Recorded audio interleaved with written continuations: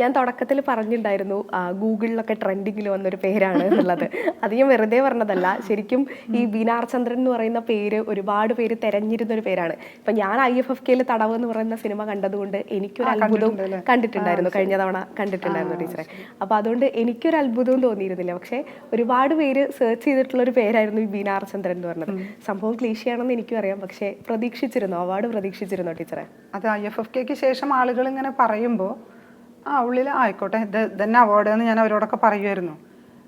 പ്രതീക്ഷിച്ചിരുന്നു ചോദിച്ചാൽ ചെറിയ പ്രതീക്ഷ. നമുക്ക് ഇങ്ങനെ ആളുകളുടെ അഭിപ്രായം കേൾക്കുമ്പോൾ ഒന്ന് വരുമല്ലോ, ഒരു പ്രതീക്ഷ ഇങ്ങനെ തല വെക്കുമ്പോൾ ഞാനതിന് വേണ്ട മണ്ടക്കടിച്ചിട്ട് താത്തി വയ്ക്കുമെന്ന് പറയില്ലേ, വേണ്ട അങ്ങനെ വേണ്ട, വെറുതെ ഇനി അതൊന്നും ഇല്ലെങ്കിൽ.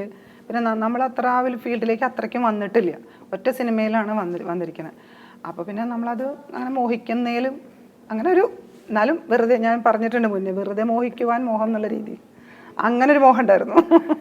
ഒരാഗ്രഹമായിരുന്നു, പിന്നെ അത് യാഥാർത്ഥ്യമായി. അങ്ങനെ അത് വെച്ചിട്ട് ഭയങ്കര, ഞാനെപ്പോഴും അതെ നാടകം ചെയ്യുമ്പോഴും സിനിമ എന്ത് ചെയ്യുമ്പോഴും അതൊരു അംഗീകാരം എന്നെ തേടി വരണം എന്ന് വിചാരിച്ചിട്ട് ചെയ്യാറില്ല ഒന്നും. ഇഷ്ടത്തോടു കൂടി ചെയ്യണു. അത് എനിക്ക് എന്നെ കൊണ്ട് ചെയ്യാൻ പറ്റുന്ന പെർഫെക്ഷനോട് കൂടി ചെയ്യുക. അത് തന്നെയാണ് ഞാൻ കുട്ടികളോടും പറഞ്ഞുകൊണ്ടിരിക്കുന്നത്. ഇതങ്ങനെ അപ്രതീക്ഷിതമായി വന്നു, ഒരു നിമിത്തം പോലെ. ടീച്ചർ എങ്ങനെയാണ് അവാർഡിന്റെ കാര്യം അറിഞ്ഞത്? സ്കൂളിലാണ് ആയിരുന്നു എന്ന് തോന്നുന്നു. അപ്പൊ എങ്ങനെയാ അറിഞ്ഞത്? സ്കൂളിലുള്ളപ്പോ എങ്ങനെയാ അറിയുന്നത്? ഞാൻ രാവിലെ എല്ലാ ടീച്ചേഴ്സിനെ പറഞ്ഞു ഇന്നല്ലേ അവാർഡ് എന്ന് ചോദിക്കുന്നുണ്ട്. അപ്പോൾ അങ്ങനെ ഞാൻ ക്ലാസ്സിലൊരു സാധനം ഒരു ഡൗട്ട് വന്നപ്പോൾ അങ്ങനെ നോക്കിയപ്പോഴാണ് അവാർഡ് പിറ്റേ ദിവസത്തേക്ക് 12 മണിക്ക് മാറ്റി വെച്ചു എന്ന് കേട്ടു. അപ്പോൾ ഇൻ്റർവൽ ടൈമിൽ അനിത ടീച്ചർ, എൻ്റെ ഫ്രണ്ടാണ്, അനിത ടീച്ചറോട് പറഞ്ഞു നാളെ എത്ര കേട്ടോ അവാർഡ്? അയ്യോ എനിക്കൊരു ദിവസം വയ്യ ഇനി കഴിയാൻ, ഒരു ദിവസത്തേക്ക് നാളെ വരെ കാത്തിരിക്കണ്ടേ എന്നൊക്കെ പറഞ്ഞു. അങ്ങനെ ഞങ്ങൾ ക്ലാസ്സിലൊക്കെ പോയി. അങ്ങനെ ഇരിക്കുമ്പോഴാണ് ഞാൻ എൻ്റെ ഒരു സർക്കസ് പഠിക്കുന്ന കുട്ടി നമ്മുടെ സ്കൂളിൽ പഠിക്കാൻ വരുന്നുണ്ട്. ആ കുട്ടിക്ക് ഇങ്ങനെ അടുത്ത് നിർത്തി ഞാൻ പാഠങ്ങൾ പറഞ്ഞു കൊടുക്കും. ആ സമയത്ത് ഇങ്ങനെ കോള് വരികയാണ്. കോള് വന്നപ്പോൾ ഇങ്ങനെ മീഡിയയിൽ നിന്നാണ് വിളിക്കുന്നത്, ഒരു ഫോട്ടോ തരൂ. ചിലപ്പോൾ ഇവർ തമ്മിൽ നല്ല മത്സരം നടക്കുന്നത്. അപ്പോൾ ആർക്കാണ് അവാർഡ് കിട്ടിയെച്ചാൽ അവരുടെ ഫോട്ടോ ഇങ്ങനെ ഞങ്ങൾക്ക് കൊടുക്കാനാണ്. അപ്പോൾ ഒരു ഫോട്ടോ തരുമെന്നൊക്കെ ചോദിച്ചിട്ട് 2-3 കോളുകൾ വന്നു. അപ്പോൾ ഈ കുട്ടി ചോദിക്കുന്നുണ്ട് എന്താ ടീച്ചറെ.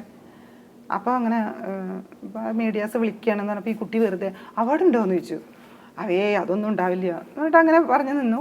ആ പീരീഡ് കഴിഞ്ഞ് ഫ്രീ ആയിരുന്നു. പിന്നെ ഞാനും അനിത ടീച്ചറും ഒപ്പാണ് അത് അവാർഡ് പ്രഖ്യാപനം ഇങ്ങനെ മൊബൈലിൽ കണ്ടുകൊണ്ടിരിക്കുകയാണ്.